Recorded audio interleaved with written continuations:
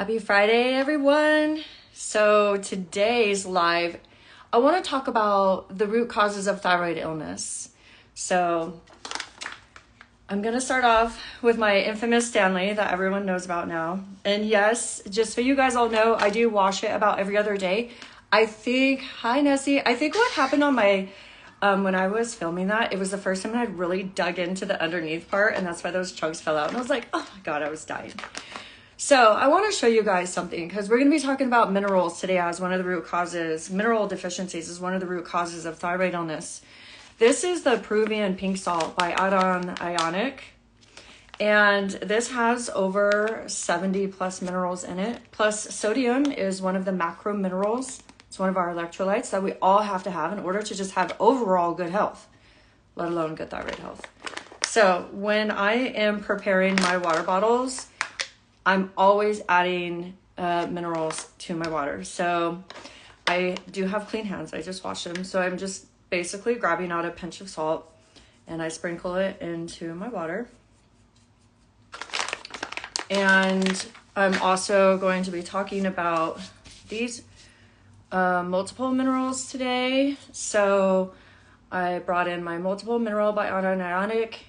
And on the back it says 30 drops, which is just basically one dropper full. So this has calcium as calcium chloride, iron, iodine, magnesium, zinc, selenium, manganese, chromium, potassium, silica, sulfur, and boron. So not only does this have a lot of the crucial minerals that you need for good thyroid health, but it also has the silica and sulfur, which are my favorite ones to regrow your hair for proper hair health. So thanks for being here. Let me know if this is my iodine. Oops, sorry. This one is 226 micrograms in 2 drops. So I'm gonna go ahead and add that, which is an essential mineral that you'll have to have for good thyroid health. And we can get into the iodine conspiracy and my thoughts on that. And you just add it together. And I'm going to pause on taking this up right now. So let's go. Let's dive in. Okay, so I know people are going to come and go as I talk, which is fine. So if anyone misses the beginning of this, go ahead and watch the replay later. And if you have any questions after you watch replay, you're welcome to book a call with me and we can have like a Q&A chat if you need as well. Okay, so I'm going to do a quick recap of my story. So those of you that don't fully know me, or those of you that are totally new to me, understand my background, okay? Because I feel like in order for you to know what it is that I'm saying, and when it comes to these 10 root causes of thyroid illness, first and foremost, you need to understand me and my journey and what brought me to these conclusions of what I see as the root causes of thyroid illness. So it's always so hard for me to compress my 12, 13 year journey into like a couple minutes. So I'll do my best. Okay. I was diagnosed with hypothyroidism in 2009. It was after the 2008 crash. I'm 44, okay? So I was like 20, like in my late 20s, and I was married. I'd been married for about 6 or 7 years at that point, and I had my son. And the 2008 crash destroyed my whole life. My husband was laid off from his job, so we lost our main source of income, even though I did work full-time too. He was basically, paying all the bills, and mine was the supplemental. And then our landlord stopped paying our rent and didn't tell us.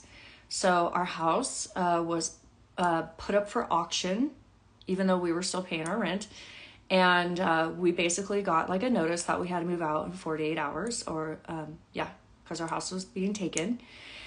My husband started sleeping around with other women in the neighborhood, and I ended up desperately calling a group of people from my church and had them pack up my whole entire house and put it into the biggest storage unit I could buy. And I had to move in with my in-laws, which wasn't the greatest thing ever. My husband decided to not come with me. He moved in with a girl, and my whole life was basically destroyed. So after these massive amounts of traumas back to back, I went through a severe depression. I couldn't eat. I lost 35 pounds. I was an insomniac. I cried all day at work. I was just like a shell of the person that I was before all of this. So that, in my eyes, is what led up to my first diagnosis of hypothyroidism. I started getting pains in my arms out of nowhere. The fatigue, I had severe fatigue. I felt like I literally couldn't move. Like I would take a shower and have to go lay back in bed. And it was just, I felt horrible. My hair was falling out. My hair was thinning, falling out. And I started having a lot of anxiety. So it was after that first diagnosis that they put me on.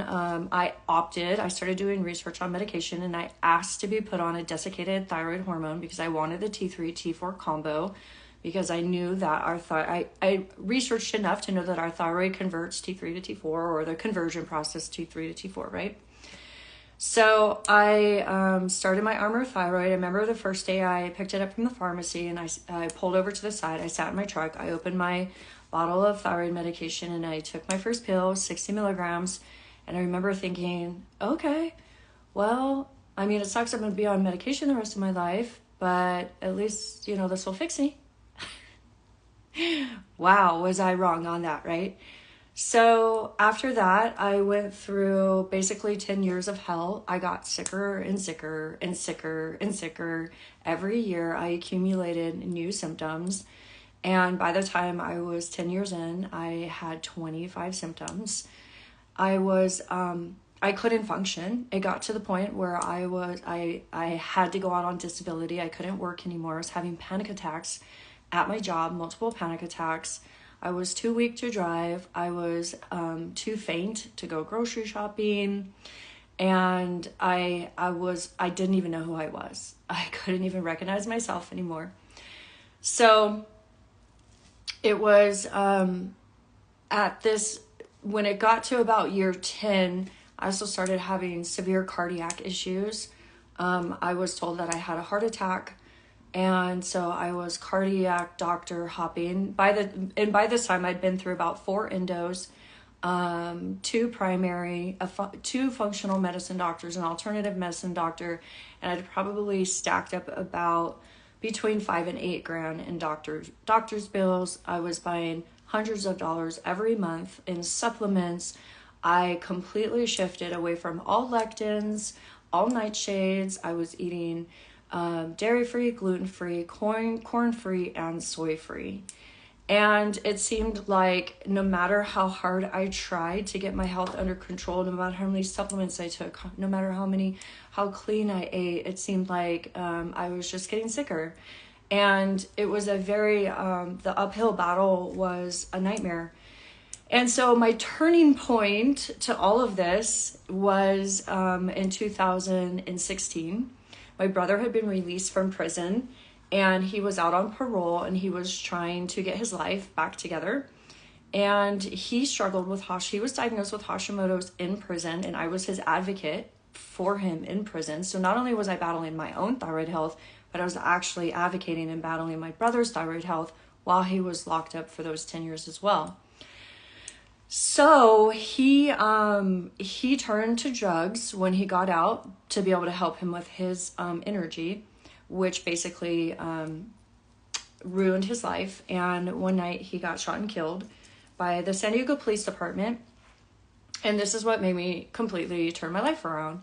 And I took my power back. I filed for divorce. I moved out. I enrolled in school, and I started pulling tests on myself. So it was in this testing process that I started discovering the root reasons for all of my symptoms one by one. It was over the span of about 2 years. I went crazy. Hi, Michelle. I pulled my cortisol. I was checking my infections. I did my gut test. Oh my gosh, I did so many things. I don't know if I can even remember them all. But every single time I got a test result back on myself, I was able to connect the dot between why I was having specific symptoms and the test results. It was the first time in my life that I started getting answers to why I was so sick, and I had to do it for myself. So this was at the point where my eyes were completely opened and I had a whole new perspective on why I was sick from thyroid illness. And what I discovered was thyroid illness is basically bullshit. And I know this really throws a lot of people off and it can be very triggering. And the reason why I can so confidently say that is because it's not your thyroid attacking you or your immune system attacking your thyroid. It's not your thyroid just completely tanking out on you. There are things that cause this to happen, right? So that's why I want to go over the root causes of thyroid illness today. And not only can I speak confidently to all of these factors that I had to address one by one in layers to recover my own health, but these are the exact same factors that I'm finding in all of my clients that have thyroid illness that we have to go through one by one as well. So when it comes to being able to address your thyroid problems, I do want you to understand that it is layered. It's a very layered process, okay? We have to kind of start at the top and figure out like the immediate, like massive causes, and I'll go through all of these, and then it trickles down into all the underlying causes that we have to start going through as well. So I'm going to just list off all the 10 root causes that I've been able to pinpoint, and then I want to go over the main ones that I see really causing thyroid illness, okay? The sun just came out and it's like blinding me, so I'm gonna pull my blinds down really fast. Goodness gracious, my bipolar weather here in Utah. Okay, so 10 root cause factors of thyroid illness that I have found in myself and in my clients. So number one, the number one reason, okay, and this is not listed as number one as an accident. The number one reason that I see as the root cause of thyroid illness in myself and my clients is infections. Infections, okay? So the common infections that I found in myself and that I find in my clients are herpes infections and strep. A history of herpes they're together. They go hand in hand. History of herpes infections, and herpes, you guys, is a broad term. There's a lot of different strains of herpes. The number one strain that I'm finding the most prevalent that was in my body and in my clients' bodies is the Epstein-Barr. I am also in the middle of watching a lot of my clients right now that have HSV1 and HSV2. And I am also, it's sort of like a theory that I have in the works right now, but I am finding that a lot of my people that have HSV1, HSV2, if they're dealing with a significant amount of genital breakouts and or mouth cold sores, I'm finding that they will eventually, if they don't, if it's not stopped, it could go into a thyroid diagnosis of typically hypothyroidism and or Hashimoto's. Hi everyone, go ahead and if you have any questions, go ahead and drop them below, but I am going over the 10 root cause factors of thyroid illness. Okay, thanks for being here. So when I was going through my own journey of figuring out what caused my hypothyroidism and Hashimoto's, by accident, I discovered that I had a severe Epstein-Barr infection. And I was blown away. So I started going through, remember I was doing everything myself. I started researching like antivirals, ways to deal with Epstein-Barr. And I started like doing specific new like foods, herbs, teas, minerals. And I was just experimenting on myself. Remember, this is like 7 years ago when I was like like reversing all of my own symptoms, you know, and undiagnosing myself. So I started noticing, I would do retests on myself. And I remember my Epstein-Barr infection, because there's 4 Epstein-Barr IgGs that you can test on yourself. I remember it was in like the 600-700 range, which is a pretty high infection. It's on the severe end of an infection. I would consider a medium, you know, in the 300-400s, and a low grade like 100-200.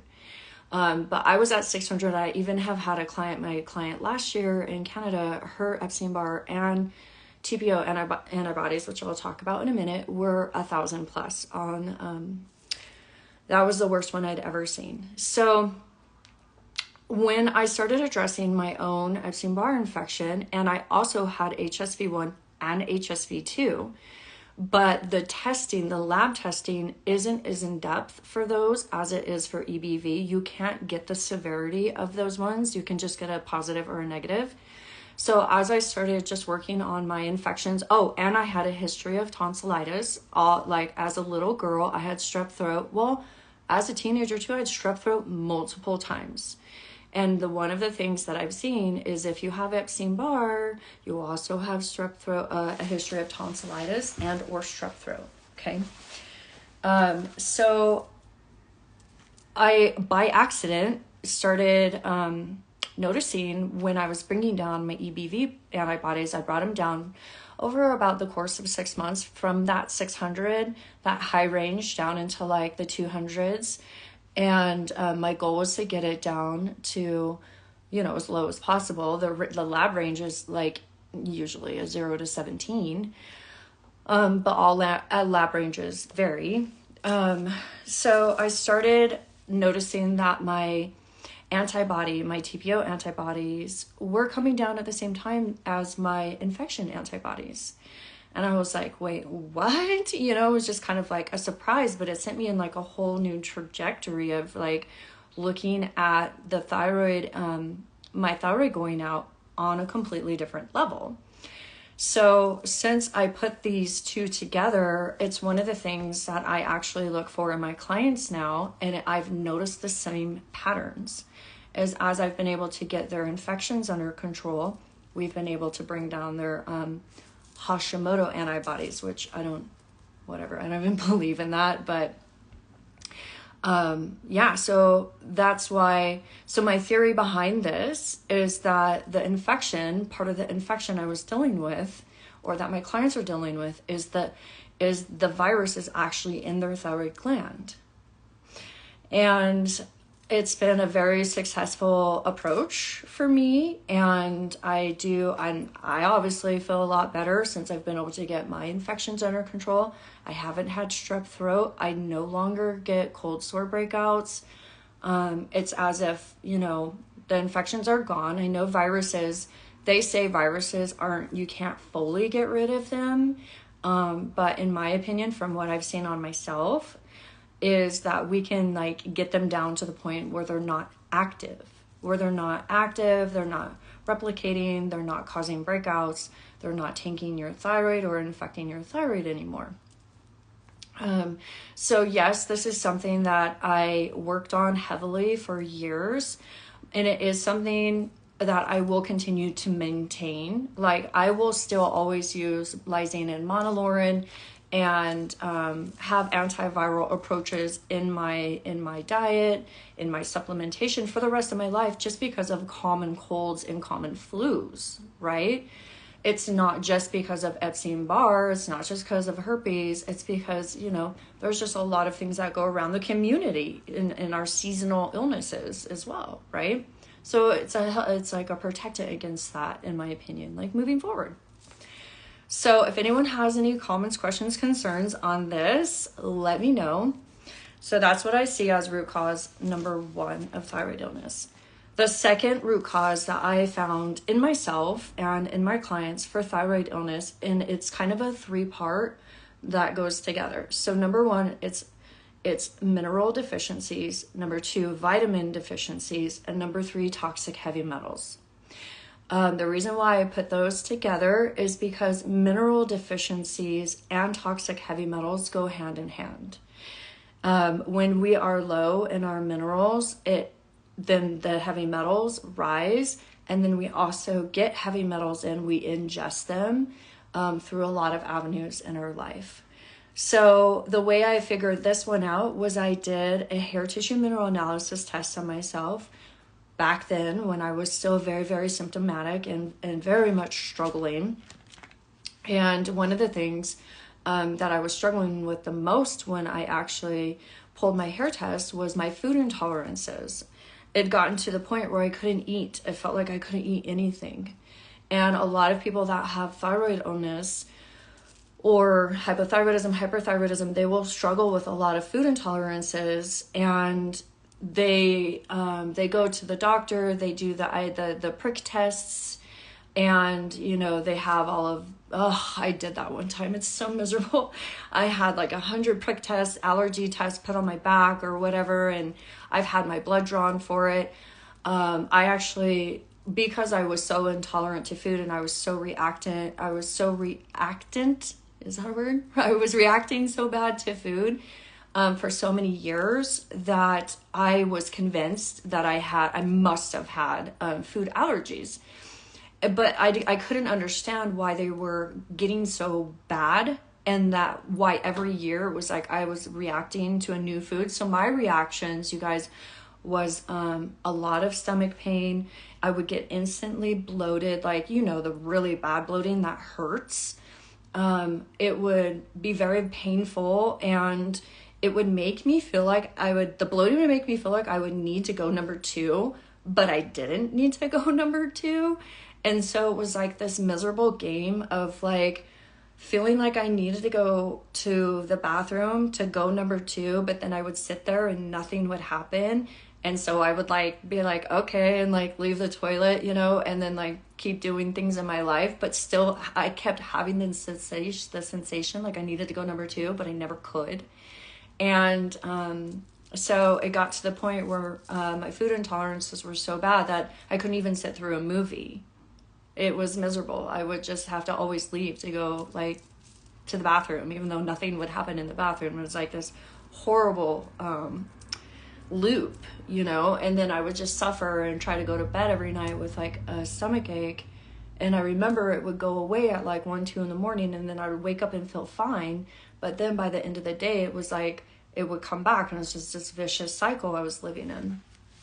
So what I found when I did my hair tissue mineral analysis is that I had severe sodium deficiency. I was deficient in everything. I had severe magnesium deficiency, sodium deficiency, potassium deficiency. My calcium was completely displaced, meaning it was leaching from my bones and my teeth into my tissues and causing a lot of inflammation. I was just deficient in everything. I was low in my iodine, my boron, and because let me read you off. I wrote them down really fast. There are minerals. There are specific minerals that our thyroid has to have to function. Has to. It's not an option. It has to. Okay. And the main one is iodine. And I really want to address this iodine conspiracy that seems to be floating around online. The second one is magnesium. And again, these are what you have to have for a good thyroid function. Iodine, magnesium, zinc, selenium, copper, iron, manganese, molybdenum, boron, okay? Those are your minerals. But then you also, I said vitamin deficiencies, right? So what I'm also finding is a lot of people are deficient in the supporting nutrients that go along with the minerals, like K1, K2. K1, K2 is a big one that keeps your calcium in check. It's like a person that stands in the middle of the road with a whistle, and like if someone parks in the wrong spot, like they yell at them. It's like a director. K1, K2, it tells the calcium to stay in the bones and teeth and not leach out. And a lot of people don't know this, and they don't take a K1, K2 every day. And then I'll go into this in the next one. I'm seeing it in a lot of people's gut bacteria. Their gut bacteria is so depleted that the bacteria, which is where the K1, K2 derives from, originally, it's not producing it. So they're not supplementing with it, and their body's not making it. So a lot of people are going into calcium displacement, which is very inflammatory. It causes a lot of pain, and it is what causes arthritis. Okay? So that's why root cause of thyroid illness number 2 is vitamin and mineral deficiencies and toxic heavy metals. I just did my report since I've moved here. I pull my hair tissue mineral analysis. This is going to be a test I'm going to pull on myself the rest of my life because it tells me how my adrenals are doing. Well, we can tell all of us how your adrenals are doing. It tells you how your thyroid's doing. I can get a more accurate read of how my thyroid's functioning from the hair tissue mineral analysis than from blood work any day. So I always will maintain my health through the hair tissue mineral analysis. And since I moved, I had all of my heavy metals completely down. I was toxic in aluminum. When I started moving out, when I started increasing my minerals which started decreasing my metals, it got rid of all of the aluminum in my body, and my brain fog and my memory loss were gone like that. I used to have such severe memory loss, I couldn't even speak in one full sentence. I would forget what I was saying in the middle of my sentence. I'm like not even the same person I used to be, you guys, when I was sick. Like, you would be shocked. I was shocked. Like, I bought a whiteboard, and it was so bad. My memory loss was so bad. I bought a huge whiteboard, like a 10 by 10 whiteboard, and I screwed it up in the middle of my living room, and I would write notes on it. And I would have like my kids' schedule, my schedule. Like, if I didn't have visual reminders around me, I couldn't remember anything. And it made me start slurring. My speech would slur. And it was all because of the metals lodged in my brain, because I was so mineral deficient. So I've moved all of those metals out over the past, 4 or 5 years. And since I've lived here in Utah, because the water is so fucking toxic, I'm now dealing with a uranium toxicity. So I've been doing another mineral protocol to continue to increase my minerals more, because it pushes out the toxic heavy metals. So number 3, I want to talk about low vitamin D for a minute, okay? Actually, I didn't talk about iodine either. So a lot of people, one of the things that I've seen over the years that you guys need to be very, very careful of, okay? There are particular celebrity style doctors who are attacking iodine. They talk about how iodine is they really do like a fear. They do a lot of fear mongering around iodine, and they really talk about like, oh my gosh, if you have too much, this is gonna hurt your thyroid, and you need to like take it out of your diet, and it's like, it's bad. Like, I've watched it. Like, I've seen their ads. I've gone to their pages, and they like the fear of life into you, right? When it comes to iodine. So that is not true. Okay. Your thyroid, there's like a 3-pronged molecular structure that like your thyroid is like, it has to have. And the structures are made from iodine. Like, it is like iodine is your thyroid. Like, your thyroid is made of iodine. Like, you have to have it. But a lot of people are not getting enough of it. And then these people, which in my opinion, they're being purposely used to scare people into having the depletions in their life, because it gives them thyroid problems, and then they're a new customer, to Big Pharma the rest of their life. So we all have to have iodine to have good thyroid function. And so, yes, you can supplement with an iodine, but the thing is you do not need a lot. Like this one, the standard drop is 2 drops a day. But the way I like to get iodine into my clients' diet is just through seafood. Seaweed. Not seafood. Seafood's different than seaweed. The ocean, you guys, is all minerals. Our ocean is minerals, okay? So one of my favorite companies to use for high iodine seaweed is called Ocean's Balance. Alexia, if you could drop that in the chat, please. Ocean's Balance, and they have what's called, there's a couple seaweeds called dulse flakes and kombu flakes. And so when I found out, and they have a lot of, so they're high in iodine, but they're a really great multi-mineral in general, and it's a food based. So you can't like OD on it, I guess you could say. You can always take too much of something if you're, supplementing with it overboard, right? So seaweed is one of the most beneficial multi-minerals that we can add into our diet safely and have so many benefits, not only for our thyroid, just for overall health. You can get the dulse flakes and you can add them into your smoothie. They are odorless, they are tasteless. You can put them in your soups, you can put them in your salads, you can put them in your parfaits, whatever. They're so easy to take.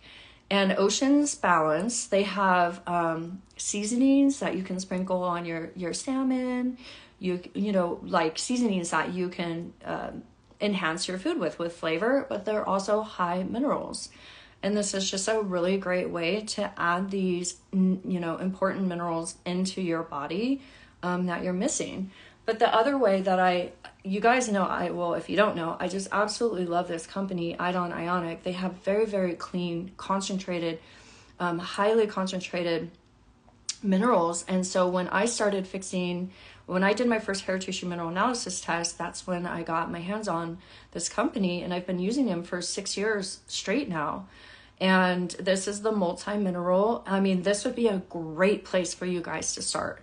1 squirt a day in your water bottle, and it would meet just like at least your bare bone mineral needs. And so I do have them linked out in my bio. You can go under top supplements and you can go to the link in my bio. All the links in my bio for supplements, you get discounts if you use that. So let's see, I talked about iodine, so you got to be careful with that. Retinol. I didn't bring up retinol. So one of the other nutrients that is important that goes along with good minerals is retinol. And a lot of people are forgetting about that. It's not the same thing as vitamin A. Vitamin A is beta carotene, which comes from like carrots. Retinol is actually, it comes from an animal.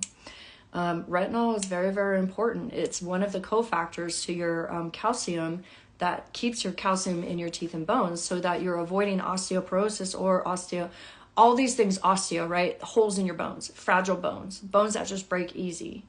Retinol is a really important part of that. Oh, and I wanted to talk about the low vitamin D. So everyone and their mother under the sun is testing with low vitamin D. Now there's 2 things you guys have to understand about the testing for vitamin D, okay? First and foremost, there's 2 different types of tests that your doctor can run on your vitamin D. Number 1, they can test your blood. They can pull it from your blood, okay? Everything in our blood, remember, your blood is your freeway. Your veins are your freeways, okay? All they do is transport nutrients. It is their job to keep your body in homeostasis, meaning you have to have the proper balance of all nutrients in your blood in order to stay alive. But vitamin D does not live in our blood. It lives in our fat cells. So your doctor needs to be testing your storage of vitamin D stores. That's a completely different test. So when you're getting your vitamin D tested, make sure you're asking your doctor, which vitamin D are you testing? My blood circulation, what's circulating in my bloodstream, because that's going to come back low. It's always going to come back low because it's not where your vitamin D hangs out. Your vitamin D, you got to say, can I please have my vitamin D stores tested? You might get an entire different, read when you test your stores versus what's on your freeway in your bloodstream. And vitamin D deficiency is intertwined with all of these minerals that I just talked to you about. In order to activate, okay, my brain is going faster than my mouth. In order to bring up your vitamin D, okay, first and foremost, you have to be activating what's in your fat stores in the sun every day for at least 15 minutes. That is a part of it. That is how God designed your body, okay? You have to activate it. If you are not activating it, it's not going to come out. When you sit in the vitamin D, it's like the sunshine tells your fat stores to release it, and then it's released into your bloodstream, okay? But you also have to have what's called the cofactors, or the other nutrients that go along and support the vitamin D. They're like, come on, vitamin D, let's be healthy, which is boron, which is magnesium. These are all minerals, boron, magnesium. You need to have that retinol. You need to have your zinc. So minerals are very much hand in hand with the health of your other nutrients. A lot of people are like, oh, I take my B complex. Oh, I'm taking, my multivitamin or whatever. No, I don't do multivitamins. There's not enough in a multivitamin to meet your required daily amounts that you need. It's better to individually dose out each nutrient so that you're getting enough every day. Okay. So number 3 on the top root cause factors of thyroid illness is gut imbalances, or basically just guts being completely messed up. So you guys know that this is one of the main things I work on. I do gut tests and I help people fix their gut. And I can tell you what I see consistently and what I found in myself. So first and foremost, what I'm finding is that anyone that's been on a lot of antibiotics typically has 2 to 3 infections. I'm seeing Bacteroides fragilis. I'm seeing Villify Wadsworthia. I'm also seeing people that have these infections that have high keto diets. Yep. Because your gut does not like high amounts of animal protein. It just doesn't. So I'm noticing that a lot of people's imbalances, first and foremost, start with these gut infections. Then the second thing I'm noticing in the imbalances is the amount of bacteria that people have. The average healthy American is supposed to have 250 different types of good bacterial species in their gut. And a lot of people are coming in at like 150. So you can see right there, just from that number, that a lot of people are missing, literally straight missing, a lot of good bacteria that they need in order to have good overall health. So one of the things that I do with my clients is we have to literally start increasing the amount of species that exist in their gut. The other thing that I'm seeing is because the bacteria is low, because there's high infections and low good bacteria, their immune systems are down. Your immune system is in your gut. Your immune system is connected to your gut bacteria. Your gut bacteria are your immune system. Your immune system is in other parts of your body. A lot of people think it's in your bloodstream. About 10% of it is in your bloodstream, but the majority of it is in your gut. Your gut bacteria create your immune system.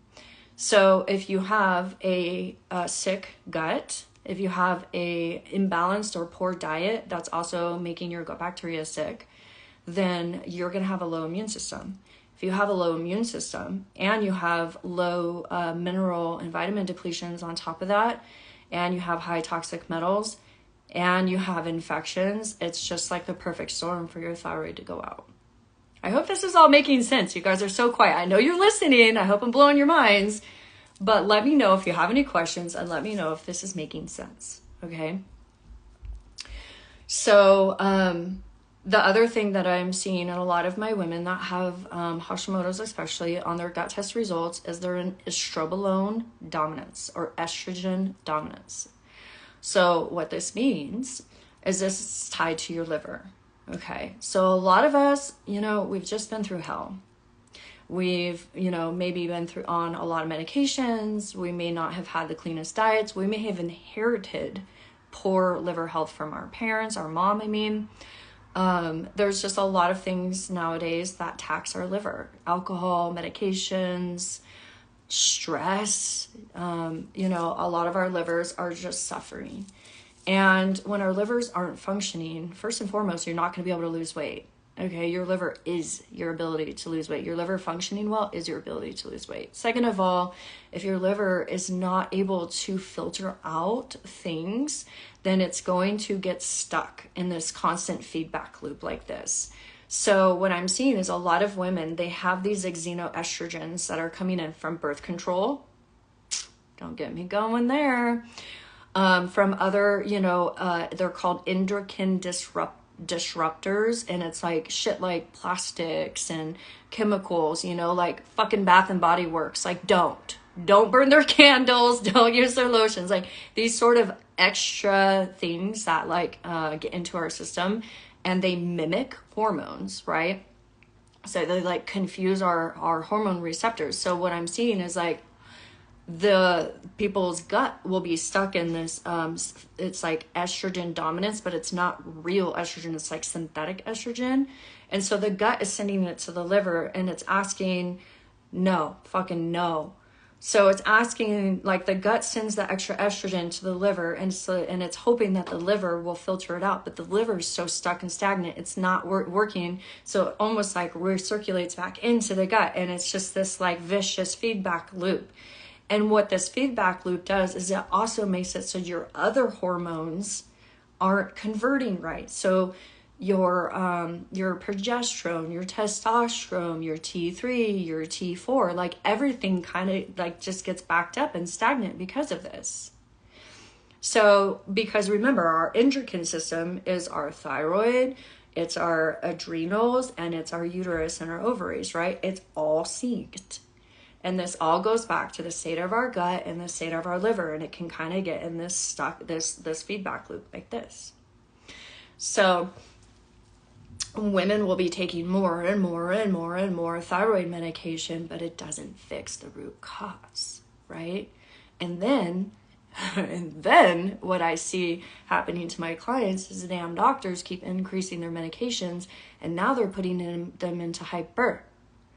And then they start getting anxiety. They're having panic attacks, because thyroid medication is like meth. It's a stimulant. So if you take too much, you're going to get anxiety, panic attacks. Your heart's going to race.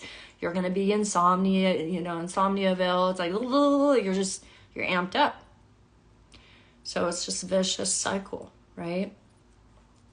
So those are what I consider the top root causes of thyroid illness. I'm going to go into the other ones really fast. I will probably need to do a part 2 on this so I don't make it too long. But the next thing under gut infections or gut imbalances that I'm seeing is obviously stress. Everyone knows that stress kills, but do you really know why stress kills? Do you know why stress is the number one thing causing so many health issues? So stress, you guys, it tanks your adrenals. Okay? Stress is like, it puts you in full body depletion. It makes you burn through your minerals. It makes you burn through your nutrients. It makes your adrenals overactive, which burns them out. It also goes in and kills your gut bacteria. It also scorches all of the cortisol and the adrenaline that your adrenals are pumping out. It scorches your liver. That's another thing that can put your liver into like stagnancy. It's just overall, it's just horrible.